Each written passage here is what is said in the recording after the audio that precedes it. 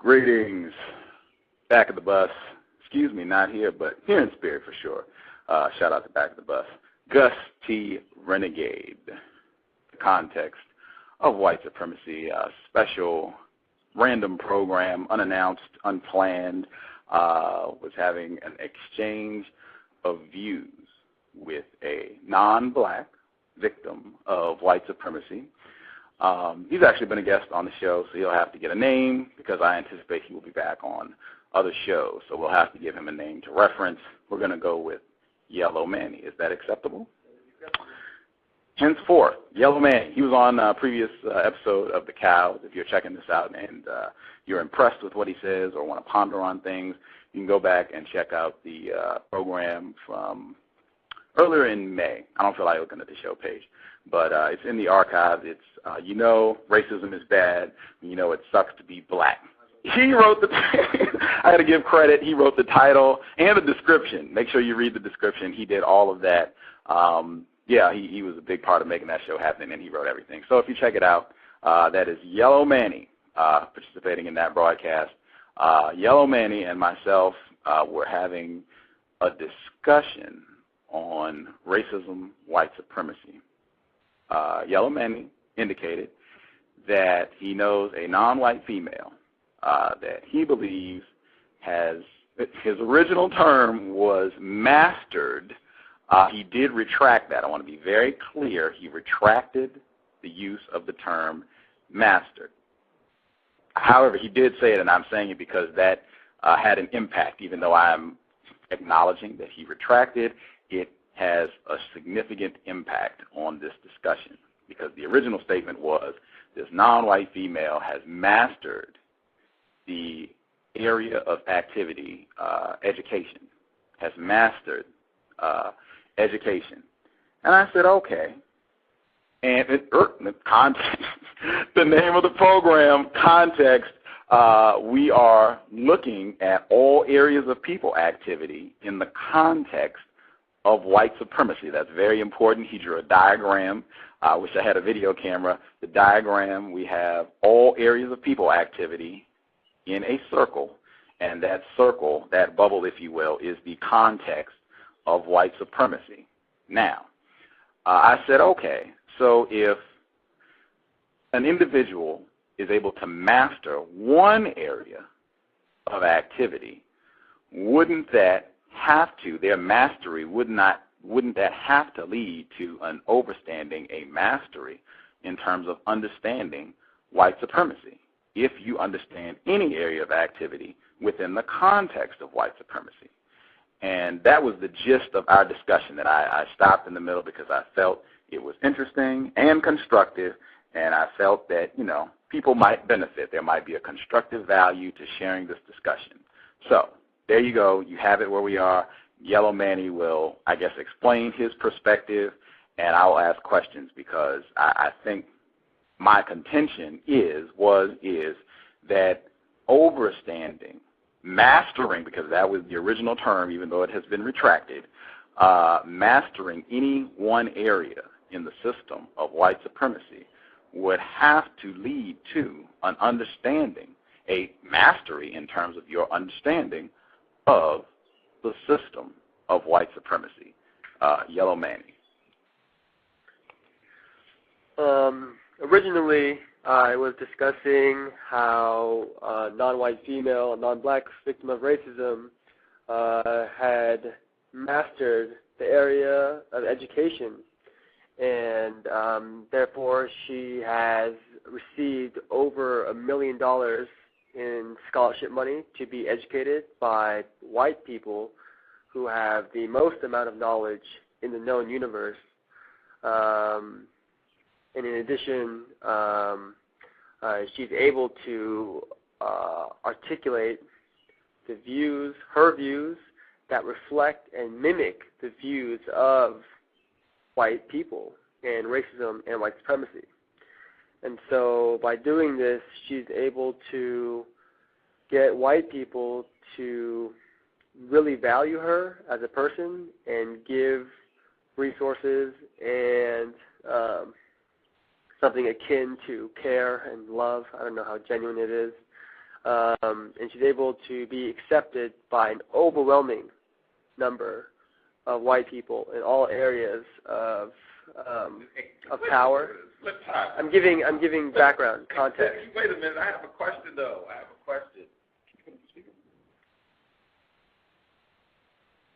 Oh, okay.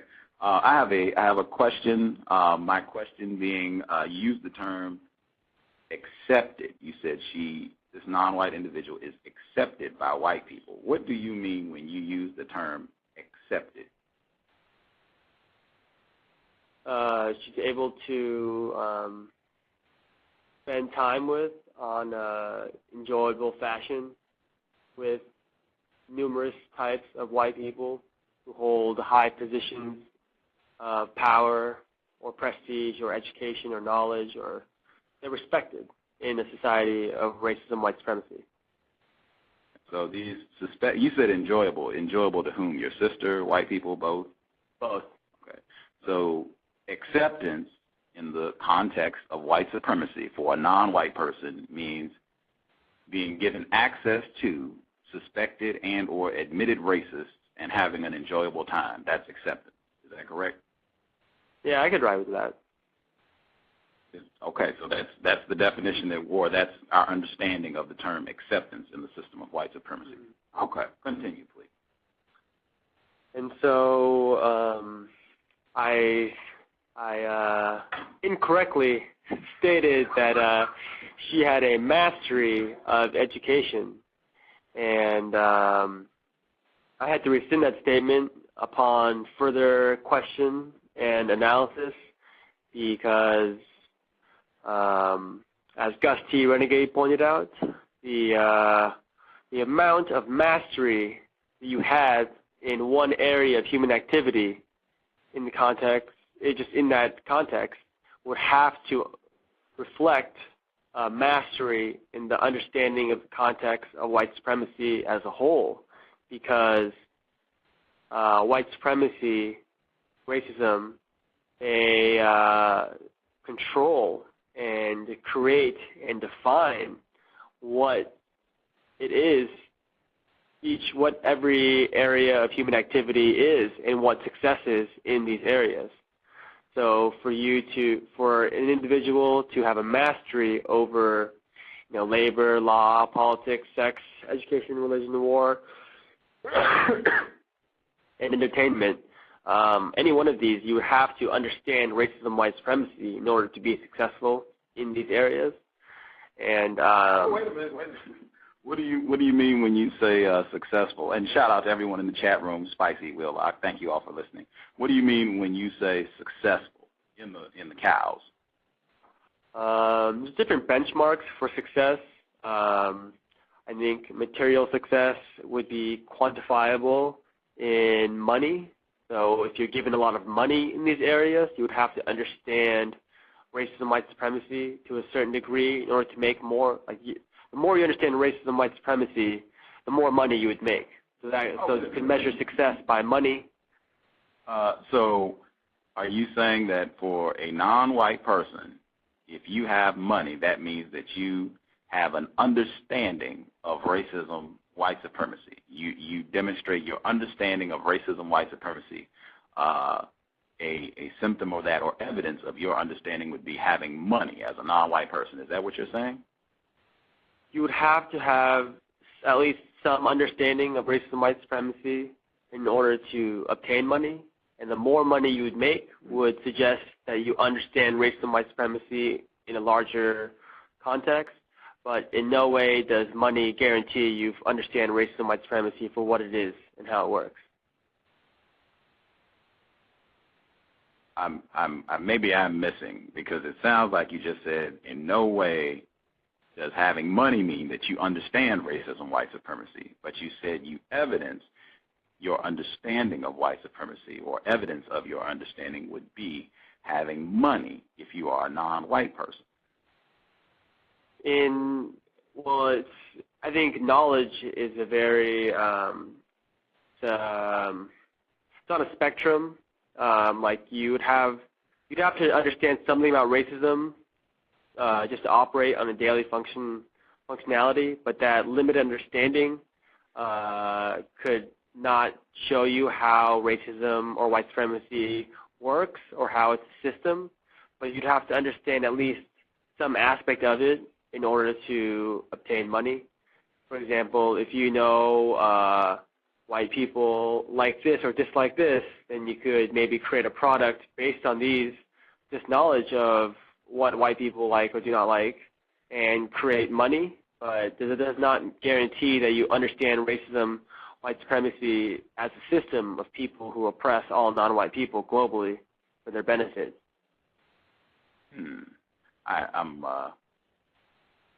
Would it be accurate to state then that, or would it be more accurate, more correct to say that for a non-white person, a victim of white supremacy, that if they have money, it means that the white people who practice racism, white supremacy, have allowed them to have money, and them having money may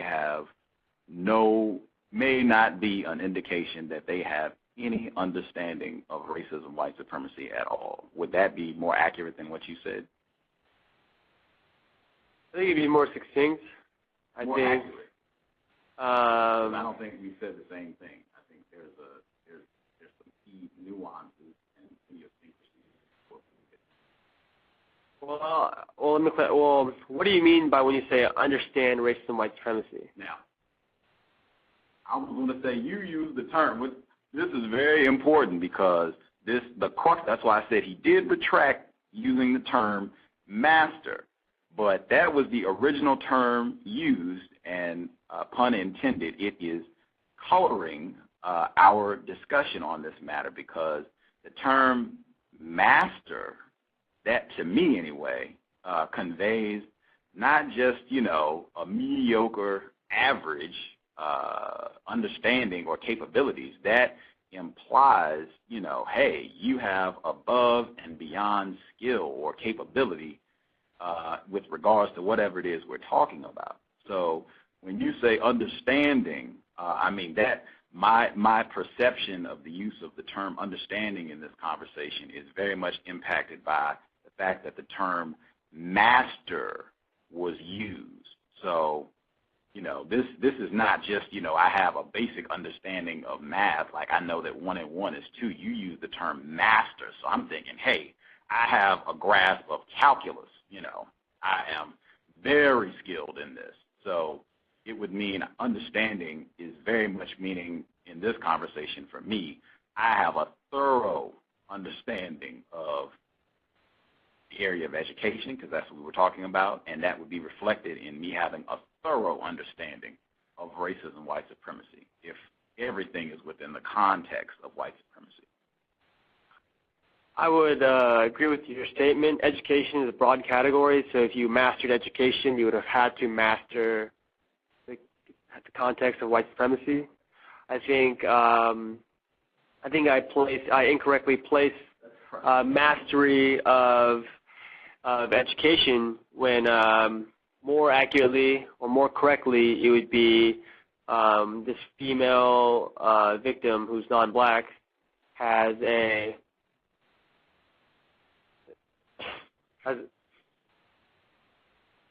high degree of understanding and skills in the area of stories and books and history. So I guess that would be a much smaller subset of the area of education. And by having that highly skilled knowledge of language and the stories and history, that enables her to obtain money because she can serve the purposes of racism, white supremacy, and they're rewarded because of that. But just by having that knowledge and insight in just even that one small area, that subsect of education, does give her a lot of context of racism and white supremacy, more than other victims I have been around. She understands that white people are cutthroat and they will mistreat you. that, but she incorrectly understands that it's only most of them and not all of them. But she does suspect. Wait a minute. I believe several white people have come on this program. Tim Watt, the Elvis Presley of counter-racism, admitted white supremacist known as Tim Wise, even came on this program and said, be suspicious of all white people, no exceptions, including Tim Wise. Robert Jensen, suspected white supremacist, came on this program and said, be suspicious of all white people, no exceptions. The admitted white supremacist known as Farrell Winfrey came on this program and said, all white people are racist, white supremacy, including herself, no exception. I mean, hey, this is like major, that she does not have an understanding, the gravity of understanding in terms of how you need to relate and function towards white people. And I am saying, and I could be incorrect, that if you have even a modest level of understanding of white supremacy, that would have to be demonstrated in how you relate to white people in terms of, hey, I suspect that this white person could be a racist. I feel like that is just having just an elementary understanding of racism, white supremacy. That would be number one. Now, I could be incorrect. I mean, I believe her view is that. No, wait a minute. Comment on what I said first, because if I'm not correct in that, then we need to address that first. Now, do you believe that that is correct? That having a modest understanding of racism, white supremacy, would be demonstrated in being suspicious of every white person in the system of racism, white supremacy? Yes, I agree. Okay. I think that is one of the most elementary things to actually countering racism and understanding the context of racism, white supremacy. But her abilities to deal with white people and get them to accept and like her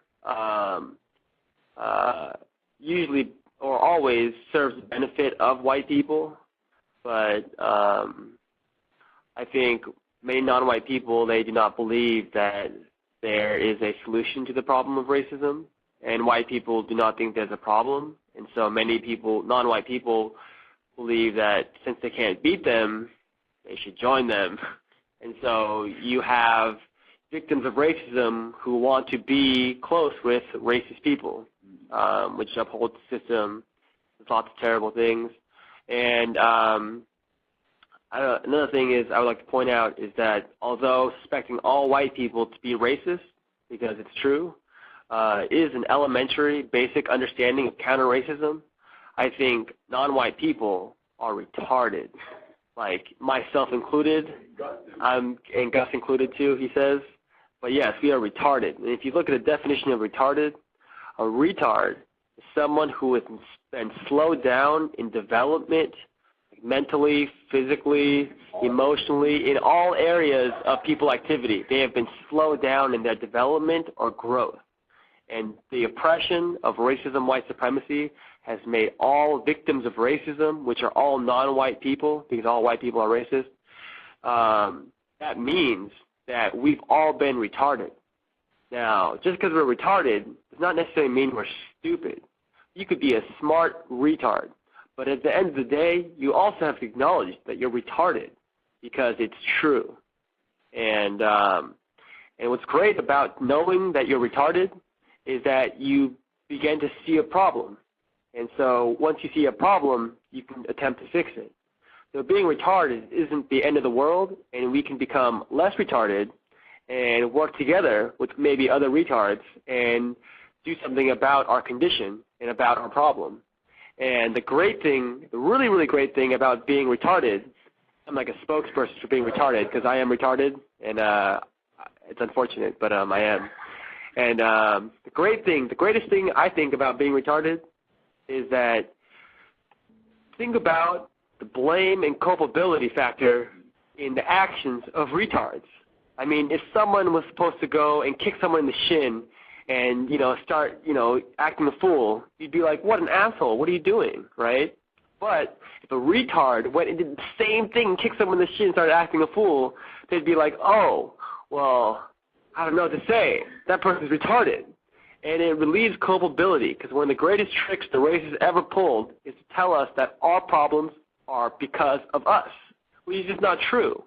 To quote Robert Jensen, Dr. Jensen, he says, white people are the problem. And this is a fundamental misunderstanding, I would say another basic, elementary understanding of racism, white supremacy.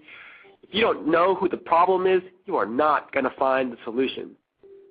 And so by knowing that you're retarded, it allows you to know the condition of your life and also not to blame yourself for the things that you do.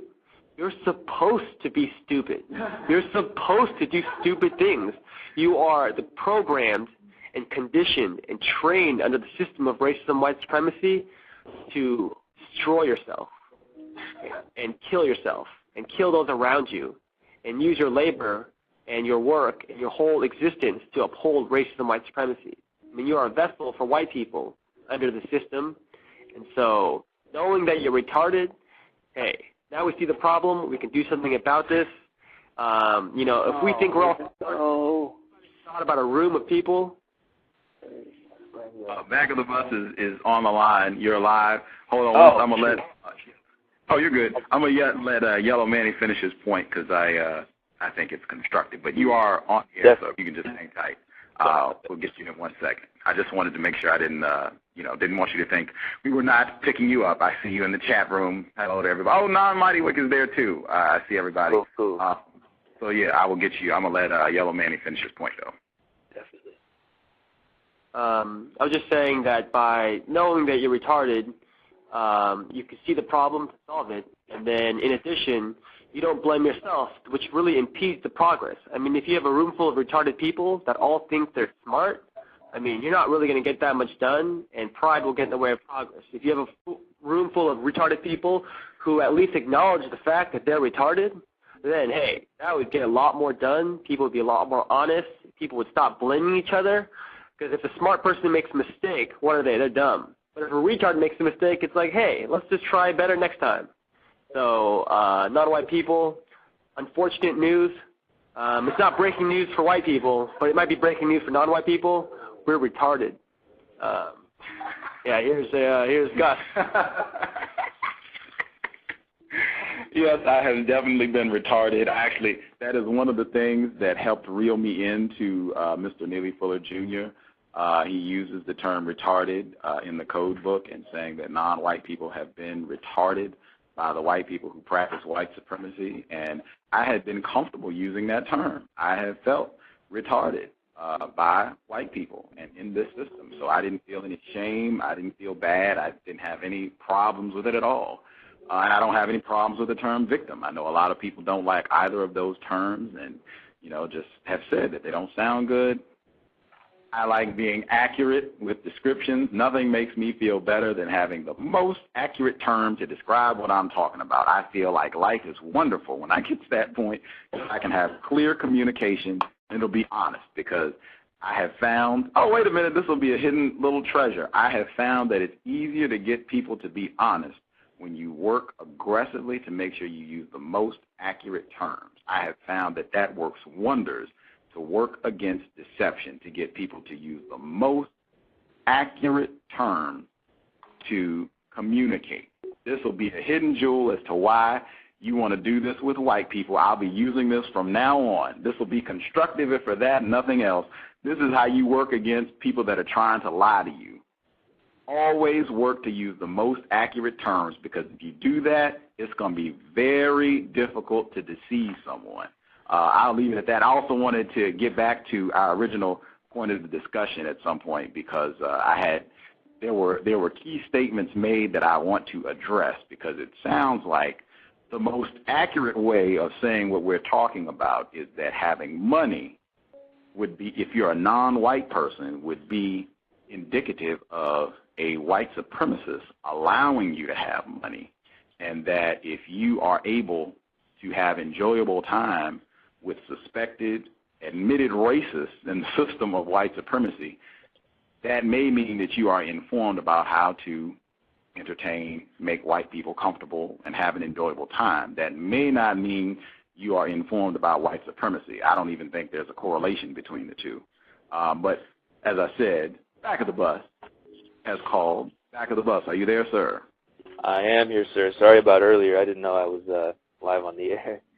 No apologies. I snuck you in just because I did see you on the line, and I wanted to get you in. Anyone that would like to call, I don't feel like moving over for the show number. It's in the chat room. You can check it out. If you're not live in the chat room, then don't worry about it. But Back of the Bus, how are you doing, sir? I'm doing, I guess, because white people say that I can't still. No, I'm all right as can be, sir. Okay. I'm all right as okay. can be. I called in. Oh, I'm sorry. Go ahead. I called in because I couldn't. I saw the show reminder. I just gotten home and checked my email. I saw the show reminder and I couldn't get it online, so I called in. And I also did have a comment regarding money, and I wanted to define money or ask. First, I'd like to ask the non-white that was speaking earlier the definition they use for money, if that's okay. I'll define, I guess, money, as cash, or like it's just the value of currency that white people have defined that we use to exchange for goods and services. Okay.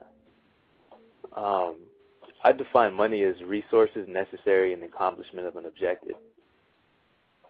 And with that said, I'd say races do control and define what is money. But ultimately in the system of racism and white supremacy, where the objective is to promote, maintain, and practice racism and white supremacy, I'd say non-white people are the money. That's funny because we actually say, oh, this is so money, I'm so money. It's very interesting. Call ourselves money. That's the nickname. We are money. What's up, money? We're not even money. With two quarters. Well, we are money. We are. I'm saying we're the cheapest. But I do think that we are necessary in the accomplishment of racism. Like, we are the fuel of the system. So if there were not us, there would not be racism, white supremacy. If there were not non-white people, there would not be racism, white supremacy. I agree.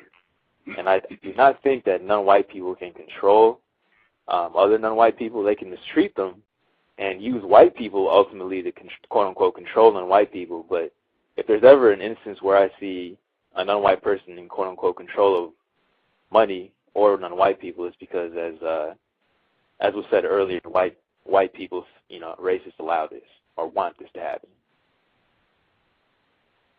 Yes. But I agree. That's just a little tidbit. And speaking of retard, I'm retarded too. Like, the reason I was speaking earlier, I was trying to fix something, and I'm retarded, and I didn't know what I did, and I lost something, so I'm looking for it. But yes, sir. That was just my tidbit right there, and I was just calling in to listen. Yep. Oh, okay. You can hang out. We're having a live discussion. Again, I hope if you're listening live, I hope you are able to scroll up and get the number. You'll have to be self-sufficient because I'm much closer to the computer today than I am under normal circumstances. But hear that. I'm a victim. I have been retarded by the white people who practice racism, white supremacy, and it's the third tab up. If you take the mouse right up and go to your right. To your right, sir. Like up. The third one, it says there's a microphone on the tabs, sir. On the tabs. Yes, sir, right there. Beautiful. Go to my content. Or you can actually, I'm sorry, sir. We're trying to navigate so that I can get the, can you pull the switchboard back up, the tab, right? Yes, sir. Okay. The show number to call is 347-215-6071. That was non-white people working together to accomplish a task. Woo! Yes, we're retarded. I will repeat the number. 347-215-6071. 6071. So if you're listening live, you can call in. And if you're listening to the archives, don't worry about it. But yeah, using the most accurate terms, very important. I agree with what was just said in terms of non-white people being currency in the system of racism, white supremacy. I believe Mr. Fuller has done lectures where he points out that non-white people have been traded, that he has pointed out, well-known non-white people that were sold for molasses or a horse, totally treated as a commodity. So I agree with that completely. I understand that point. To say that money or people are money and they are traded as commodities, people classified as black under a system of racism have been also classified as non-human and property. And therefore, if you understand the legal definition of property, it is the highest right any man, which is a white person, could have over anything, whether moving, alive, or not alive. It is the highest right of ownership and possession, and they are the complete will and total power and control of the person who owns this property. And so to have the ability to treat black people as non-human and trade them like commodity or currency or money is defined in the language. If you look at the laws, that is how they're defined. That is how they justify. This is how racist people justify racism, white supremacy, with language. So if you are to fully understand language, you would fully understand racism, white supremacy. And so just as like a big hint to all non-white people who are all retarded, one of the best things you could do to help your life, and no matter what you're doing, is to improve your understanding and ability to use language, because the language of English is the language of racism, white supremacy. I've studied a lot of theory. I studied a lot of white people and their crazy ideas of how the mind works. And they have said language constitutes the mind. We think in language. The language that we share with other people and the stories we tell, that is how our minds form. And when we see symbols, we think about it in a term of language. So if we think in language, and we think in all language, or the English language at least, is the language of racism, white supremacy, we think in racism, white supremacy. And as victims of this, we are trained and conditioned through language to uphold this. And so if we were to fully understand language, we would fully understand racism, white supremacy. I mean, I am an English major. The more I study words, it's inevitable to come across racism, white supremacy. My increasing understanding of language has been directly proportional to my understanding of racism and white supremacy. That's my point. Gus, do you have anything to add? Yes, I have several things to add. I also want to make sure to let the audience know, Yellow Manny, Dean's List. Dean's List. Yearly, I want to be most accurate. Yearly achievement, Dean's List. Congratulations for sure. Scholar and a retarded victim of white supremacy. How many retards can do that? So you can do things. You can do things. Just because you're retarded doesn't mean that you can't do things and be proud of your accomplishments. It just means that even with his accomplishment of being a yearly Dean's List achiever, hey, I'm still being retarded in all 9 areas of people activity. I want to point this out. This is real important. Don't lose your point or write it down. I want to point out, because we're going full circle with the show. Yellow Manny indicated that if you fully understand language, you will fully understand racism, white supremacy.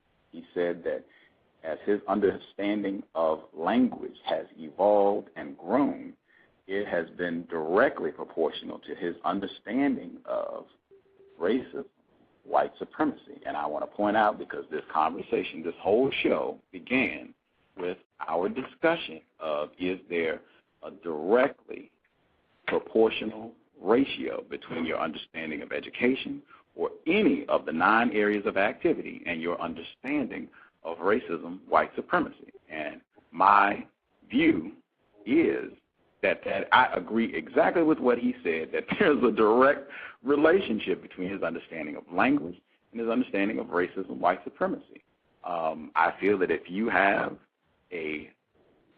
mastered any of the 1 areas of activity, be it politics, sex, for sure. I mean, anything in the context of white supremacy, if you understand any area of people activity and how people relate to each other in the context of white supremacy, you are inevitably going to get a thorough understanding of racism, white supremacy. It has so saturated every aspect of human behavior, it's no way you can miss it anywhere, any area of people activity. And I did not feel that he was saying that. I felt he was implying that you could have a mastery in terms of education, your understanding of education, but not necessarily have a mastering. Oh, he's rescinding. He's rescinding. Already. We started at it. Okay, he's saying he retracted. I want to make sure he point that out, though. He wants to point that out. I'm retarded. Yeah. Me too. But yeah, I felt that was a clear distinction because I really believe that if you have a mastery in terms of understanding religion, you can go check I get to plug all my shows. Farrell Winfrey came on the show and she said, racism, white supremacy is a religion. Dr. William Jones, he is a graduate of Howard and Harvard. He studied seminary. He came on the show and said, racism is a religion. Michael Bradley on the show, I said racism, white supremacy is the strongest religion on the planet. He said that racism, white supremacy has saturated all of the religions that are practiced on the planet. So he conceded that we might be saying the same thing differently. And this, again, goes back to my point. If you really want to have excellent communication and weed out deception, just make a ruthless effort to use the most accurate terms. I think that's very effective in rooting out deception. But, yeah, I want to make sure he gets his point in. This is Yellow Manny again. I would like to elaborate on how we are retarded. I feel a lot of resistance comes to this accurate term because of the connotations and what it so-called sounds like. But we really need to consider what it means when a word sounds one way but means this. And what it sounds like, it has been conditioned by racism, white supremacy. So if you don't understand the definition and you only have contextual understanding of a word, such as retard, and that means that the context is producing meaning for you for that word and not the definition itself. Give it to us like we're retarded. If there's a non-white 9-year-old listening to the program, tell them or explain it to them so that they can understand what you just said about how people receive and respond to words when they don't have an accurate understanding of what the word means. So basically there are 2 ways to understand. There are 2 parts to every word. There is a definition, which is a denotation, or 9-year-old. Oh, shit, we're retarded. Okay. There's 2 parts to a word. There's the definition, like what it means, and then there's this other thing that's called a connotation, which is what the word makes you feel. So there's like a feeling of a word, and then there's a definition of a word. And so, for an example, would be like love. Who knows what love means, the definition of love? But how many people have a feeling about love? Wow. So that's an excellent example of what I'm talking about. Do you think that causes a lot of the conflict and trouble that people have looking for love, the fact that they have a feeling about that term, but they don't have a definition for that term? I think it's highly problematic to have that. To understand, feelings are very important, but they're not functional in terms of making the best decisions. Because if you base all your decisions off of feelings, then you have to understand how your feelings are being produced to understand if that is the correct thing to do, to listen to, in terms of making a decision. And so earlier I was saying 2 parts to a word. There is the definition and there is the feeling of the word. And so when you don't know the definition of the word, you rely on the feeling to give you meaning for this word. So you only understand the word through how it feels. And so, but how is that feeling, meaning, produced? Where does that feeling come from? Why do we have this feeling with that word? It's an association that that word has with other things and other images and other ideas. And it's all about the context. Who says love is this and that, and it's partly like this, and it's partly like this, and tells the stories of love? It's all white people. So white people have to find how words feel. They've also defined what words mean. And so if we could understand what words mean and stick to that and ignore how words feel, because that is the conditioning of racism, white supremacy, then we could have logical, productive, efficient communication and honest communication with each other. I mean, if everybody knew what every single word meant, everybody would be on the same page all the time. Most people fight because they cannot communicate clearly, and they do not understand what the other person says. And many times it's because the person speaking does not mean what they say, and do not say what they actually mean. This is why I said earlier it would behoove and help and be to the benefit of all non-white people to improve their understanding of language. If we can't talk to each other, can't communicate ideas, we're not going to be able to work together. I mean, one retard is not going to get a lot done. But if a lot of retards work together and communicate, hey, they could produce something kind of smart. And we can erode our victimization and retardation in making an effort to work together, really to correct our retardation. That is the process of not being retarded. You realize that you are retarded, and then you take the necessary steps to compensate for and correct your retardation. So this is just the natural process of, fixing things. Fixing what white people have done. We don't want to lose culpability because Dr. Robert Jensen, the problem is white people. Yes, you mind if I... Oh, yes, continue. This is Back of the Bus. I just wanted to drop a quote of Mr. Neely Fuller Jr., author of the Code. He said, if you do not understand white supremacy racism, what it is and how it works, everything else that you understand will only confuse you. And I've just found that to be correct in my experience and observation. And also in dealing with culpability, like I am a retard and a victim of racism, very slow. But I also do believe it is necessary to reach a system of justice that non-white people modify their behavior. Because white people aren't going to stop. And there have been white people on the cows that have admitted that. Michael Bradley, author of Iceman's Inheritance, admitted that. And I do think it is upon ourselves to change our behaviors to reach a system of justice, to work together, be a team, compensate for our retardation. I totally agree.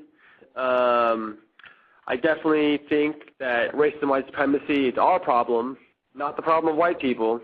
They don't see the problem. They create a problem. It's not a problem for them. They create a problem for us. And so it's definitely not our problem, or it's definitely not our fault because it's white people creating this problem. But what sucks, and this is why we're retarded, is that it is our problem, but it's not our fault. And so I totally agree. We need to work together to fix our own condition because it's our problems. We need to solve our own problems. You can't depend on the people who created our problems to solve our problems. And so, just 2 cents on the Neely Fuller quote, I 100% agree. I would only modify it one way, maybe to reach more victims of racism, to have them understand what that really means. If you don't understand racism, white supremacy, what it is and how it works, everything you understand about society will only confuse you. I'll give you an example. Like, if you really understand economics and you understand how money, labor, and capital all work intertwined together, but you don't understand racism, white supremacy, your understanding of capitalism or economy or economics will only confuse you about your understanding of society, because you will not be able to see what is actually dictating and making the rules for society. And then I was going to say this earlier, but I got a chance right now to elaborate on the feeling of the retard and how that it is, how having resistance to an accurate term to describe your condition based on a feeling is only evidence of victimization under the system of racism and white supremacy.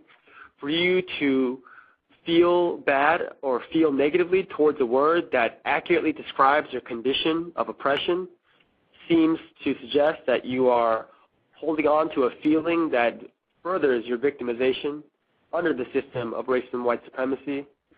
And you also are perhaps in denial because you have problems with being honest with yourself, and your emotions perhaps have been conditioned to lie to you. Your emotions lie to you under the conditioning of racism and white supremacy. And on another note, people should not take being a retard so personal. If retard means slowed down and we're talking about a speed, Einstein said, theory of relativity, speed is only relative to other things around you. If two cars are moving 10 miles an hour at the same time, you think that you guys are all moving at the same pace, and it's like you're not moving. But if one car was just stopped and another car was moving 10 miles an hour, you'd be moving away from them. So basically, a speed only has value if it has relation to some other speed. If it's a speed itself, it doesn't say anything. So you can be a really smart retard, but if you weren't retarded, you would be even smarter. But it doesn't mean that you're not a retard, because if it's true and your progress through oppression, through racism and white supremacy has been slowed down, your development, then you are retarded, which is accurate. And so it's not a value, just a condition. And so you have to understand that we're in a retarded condition that produces only retards. This is why non-white people, as victims of racism, who are under the conditions as victims of racism, they are retarded, because that's what racism does. It oppresses and retards people. Our development and growth has been slowed down. It doesn't mean that we have negative value or are unable to achieve or unable to do things, but it is true, we are retarded. And if we stick with the definition of a retard, it is very accurate and very correct. If you stick with the feeling of a retard, it is racism, white supremacy telling you how to feel and think, which is most likely to further victimization and uphold racism, white supremacy. I'd agree. I'd say that it's correct when conducting the business of attempting to counter racism, white supremacy, to leave emotions out of the activity, the action, the thoughts and speech. Just my opinion. I wholeheartedly endorse that. I actually disagree. I don't believe that you should leave emotions out of it entirely. I think emotions are an important part of an individual. I think that's how white people have conditioned and trained us. So if we're to better, the more mastery we have and understanding of our own emotions, I believe we would be able to more better counter racism and be productive and efficient. And I think we're in many ways emotionally retarded, so that is one area where victims of racism need to look at and improve. I think when trying to counter racism in groups and working with many people, I think it would be helpful to not let emotions get the best of you, but I think it is important to acknowledge the emotions that people have and try to find the root cause of these emotions. And in many instances of countering racism, if your emotions are getting in the way of countering racism, your emotions most likely have been conditioned and trained under the system of white supremacy racism. I'd say definitely. I'd agree with that. And then just modifications say don't let emotions get in the way of business as a victim of racism. T. Renegade, context of White Supremacy, Back of the Bus, Yellow Manny, live edition of the Cows, or I guess all the programs are live. This is a random, unplanned edition of the Cows. My thought on the emotions is that as a victim of white supremacy who has attempted to do counter-racist work for, I'll say, 2 years at this point, it has been my experience that frequently, I would say always, 10 times out of 9, non-white people think about countering racism as us coming together and being pals and brothers and sisters and all that. And I have just found that part of our victimization in the system of white supremacy is that non-white people have a tendency to mistreat each other. And being informed about racism, white supremacy does not completely retard that. So I have found that, at least for me, one of the ways that helps me work to reduce conflict with other non-white people is by making an effort to not engage in an emotional manner with non-white people.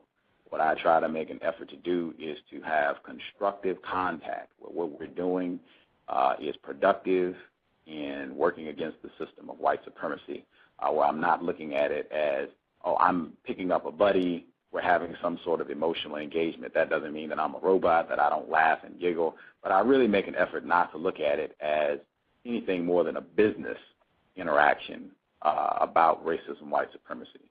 The Fortune 500 companies, when they get together to have a plan on what they're going to do for this fiscal year, they do not, look at this as buddy time, emotions. This is, we're all in our suits. We're all here to talk business. You all can go hang out or whatever in your free time, but when we're doing business, we're doing business. It's not about emotions. It is about the bottom line and how much money are we making. I might hate the person that I'm sitting next to, but I mean, if he's good for the bottom line, then let's sit down and do business, and we don't have to talk at all once we leave. That's the way that I'm about doing business, because most of the non-white people that I have come in contact with, I do not want to hang out with.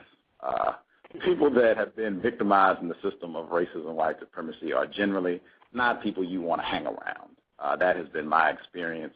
So I don't look at it. I have found that it works to help me counter racism, and I think Back of the Bus stated that non-white people need to change our behavior. I think part of that might need to be honest about how we behave, and particularly how we behave with each other under the system of white supremacy. And I think it might be constructive if it's on my blog, if we were more like Michael Corleone. It's just business. It's just business. It's just business. I could be incorrect. There might be people that are able to, be warm and fuzzy and emotional in countering racism.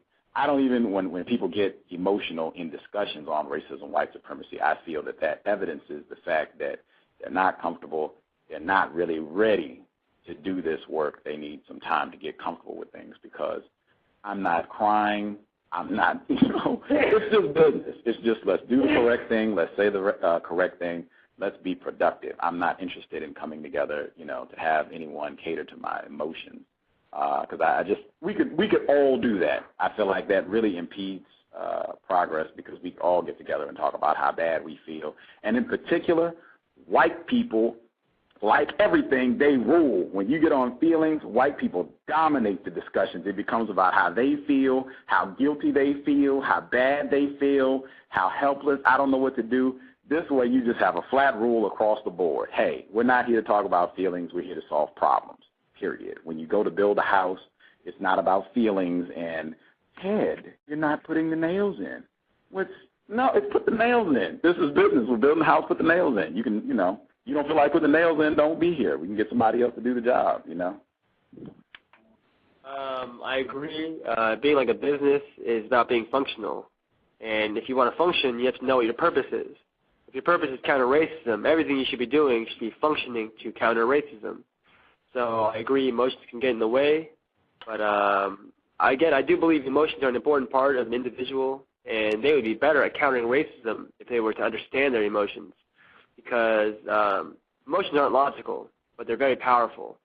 And the fact that you can overpower logic with emotions is testament to how powerful they are. I believe logic is very powerful too. And so, like a business, you want to get things done, functional. But the best way to get things done is to make everyone work together as a cohesive team. So at the end of the day, in a board meeting, yes, you need to get the motherfucking business done, and you need to be functional. And you need to have taking steps towards your goal, like building a house. But in the biggest and broadest sense, you also need to take care of emotions, maybe outside of the business meeting, to understand yourself and to make sure that everyone is in a healthy mental state. So we really need to be countering racism all the time in every area because it attacks us and it oppresses us in every area. But when it comes down to countering racism, I mean, it's like a business. You want to get this done efficiently and effectively. That's what businesses are for. And so there's a time and place for emotions, but they can get in the way, especially if you're trying to counter racism like a business, efficiently and productively. I just want to be clear. I'm not saying emotions are not important. I totally agree that emotions are a major part of human behavior. What I do want to emphasize is that having a modest understanding of racism, white supremacy, I think a non-white person would understand that white people consistently have shown the ability to manipulate non-white people emotionally, and that our emotions have frequently impeded our ability to practice counter-racism. And I think having just a modest understanding of counter-racism science, you would understand the importance of being accurate and logical at all times. And if we're coming together to do counter-racist work, to strategize about TIMWISE or anything else, that is not, let's take care of emotions. That's something that is important and should be done, but we're not doing that if we're here to talk to Mr. Fuller. We're not doing that if we're here to talk to Martin Kevorkian, or if we're here to do any other counter-racist work. Go to this school and talk to these kids. This is not the time to have the emotional outburst because you don't like someone talking about not having sex with a white person because you have a lot. This is not the time for that. That is something that is important, but it should not in any circumstances impede counter-racist business meetings. And that's what I'm saying. I have no interest in being emotional in those settings at all, and I feel there's no place for it. I have never observed where it had a constructive effect. That's what I'm saying, that I really want to emphasize. Back of the bus. I think also in, as was mentioned earlier, understanding that we are all retarded and just being honest about who we are, how we function, how we're treated, how the system produces our reactions would also go along with understanding one's emotions and just basically understanding oneself, like a knowledge of self. I think that is all crucial, but ultimately to better handle business. Yeah, I agree. I think we're retarded in every area. So if we have logic and emotions in our minds, we are both retarded in logic and emotions. So if we get a little bit of information, the logic of racism, then we could act in a better manner. But it does not mean in any way that our emotional retardation has been addressed. And so it's something that I think all non-white people should look at because they are retarded. And just because things are logical to you, your emotions are not in the realm of logic. And so you really should look at both because they can get in the way, and you can know something that is incorrect and still do it because of your emotions. So, yeah, you need to have knowledge of self. And to have knowledge of self, you have to have context of your life, which is the context of racism, white supremacy, which is why the show is called C.O.W.S. Very genius, very genius. Yeah. See, retarded people can do smart things. We're still retarded, though. Working against your retardation. It does not have to be, this is not something that is, forever going to be marked on non-white people. This is not genetics.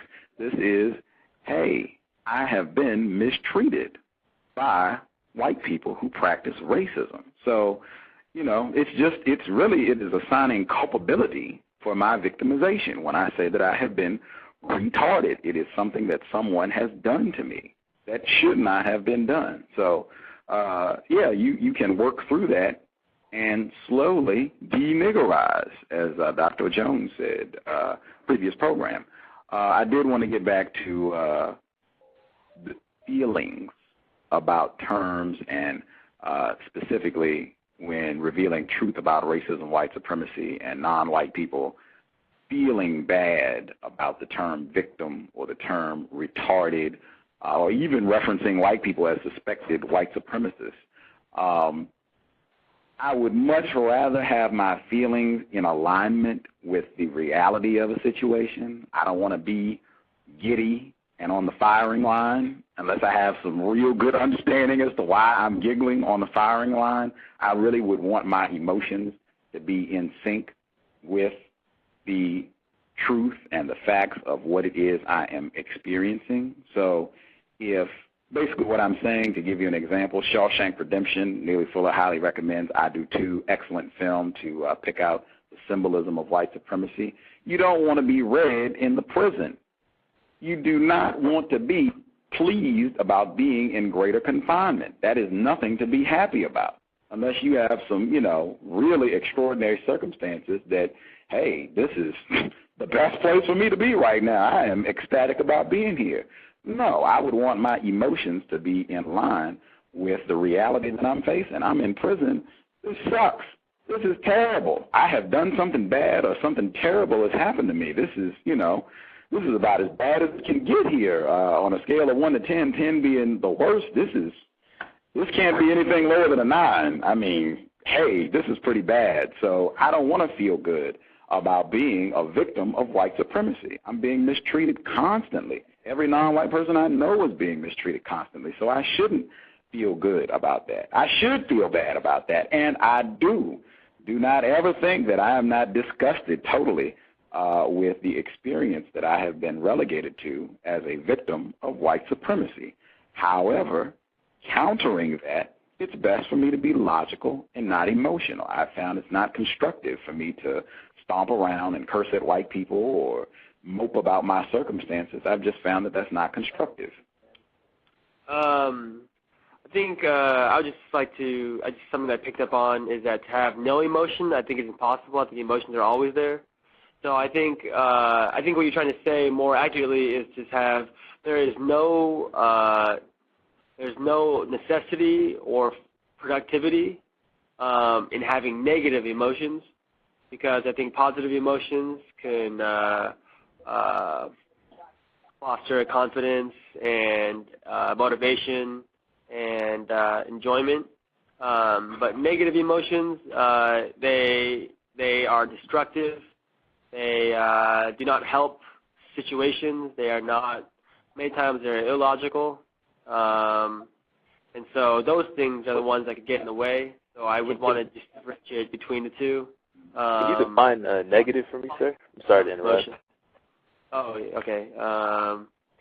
Negative is anything that's destructive or hateful, I guess, or angry. Yeah. Sounds like Negro or sorry.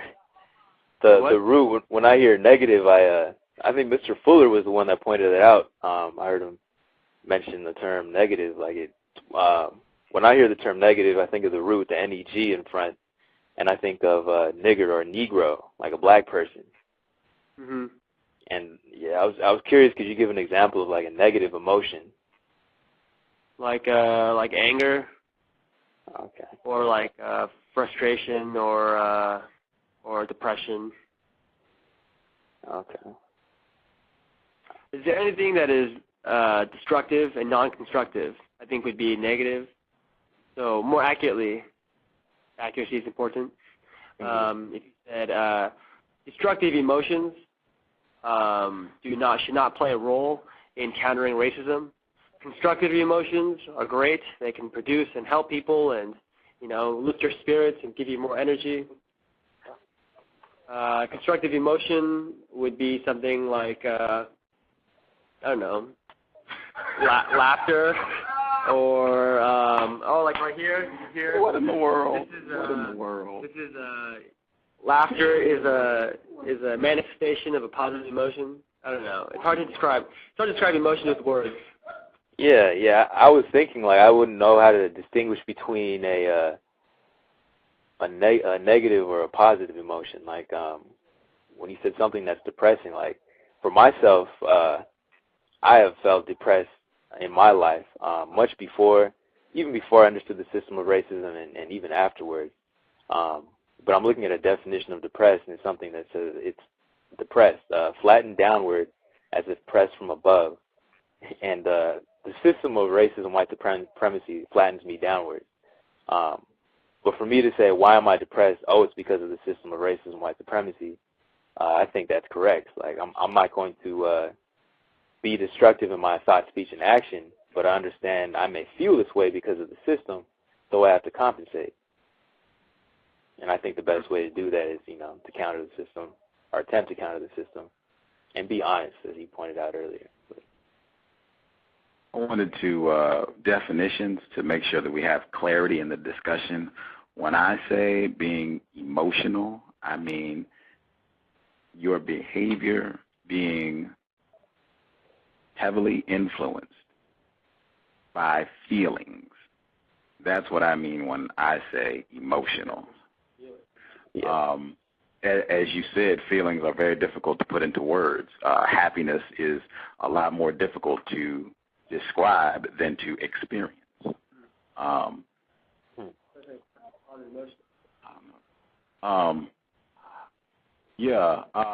But what's a positive emotion? See, I feel like that's kind of circular. So yeah, I would say feelings.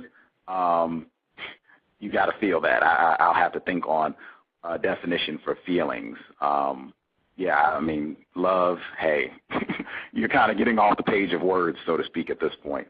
But emotional, your behavior is heavily influenced by feeling. And as we've just demonstrated, it can be very difficult to talk about. It can be very difficult to talk about or to describe or to communicate feelings. And when dealing with racism, white supremacy, being able to accurately communicate what's happening is very important. And that's why I highly recommend that non-white people stay away from feelings in white supremacy, because this is a time where we really got to be able to use the most accurate terms to be honest in the discussion.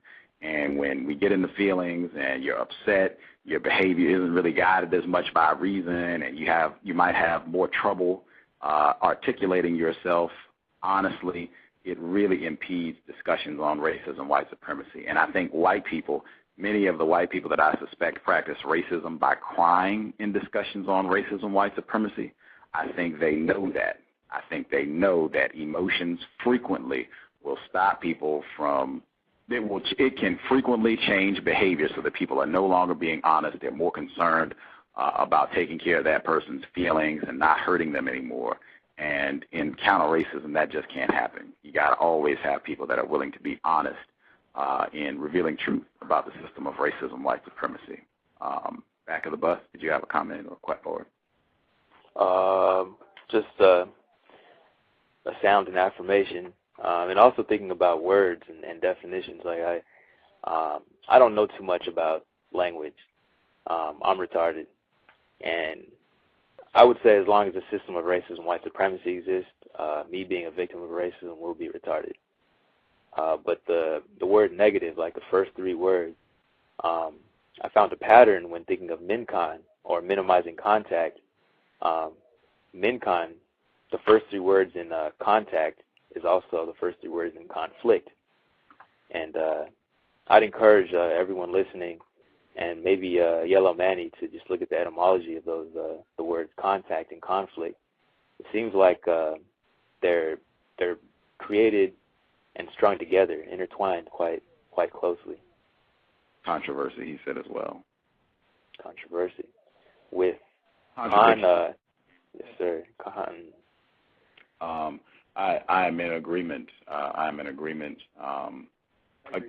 Again, just want to pick out some of the overall arching themes that we've articulated in the program. The importance of definitions has been clearly demonstrated throughout this conversation, and just asking for clarity so that we're all on the same page. and have an accurate understanding. I really feel that's important. Major reason you want to work to be as accurate as possible with terms and discussions on racism, white supremacy is because that is an incredible weapon to block against deception. When you make an effort to have everyone be as accurate as possible with words, it's really difficult to be deceptive under those circumstances. With the feelings, you just heard our discussion on that, my view. Again, I want my feelings that, yeah, you can be deceptive with feelings, Yellow Manny just said. Very manipulative, and white people are incredibly manipulative when it comes to non-white people. And again, I want my feelings to be in tune with my emotions. We're on the time. Hey, time is always against us. My man says that, Morpheus' line in The Matrix, time is always against us. Closing out, and white people control our time. They speed us up, as he said earlier. The white people who practice racism, white supremacy, speed non-white people up, victimize, and retard us. Live broadcast, ending the show. We will definitely be back with more constructive information, or hopefully constructive. I don't know if this discussion has been, but it might have been. I hope so. Noel Ignatieff will be on the show July 7th at 10 a.m. Pacific, 1 p.m. Eastern. He wrote the How the Irish Became White. Should be a very interesting broadcast. That's July 7th. Please check out the blog, racism-notes.blogspot.com, and Back of the Bus, nonwhitealliance.wordpress.com. Yellow Manny, Back of the Bus, Gus T. Renegade, wrapping up the C.O.W.S context of white supremacy. Thanks, everybody, for tuning in. We will be back soon. Subscribe to the C.O.W.S, and thanks.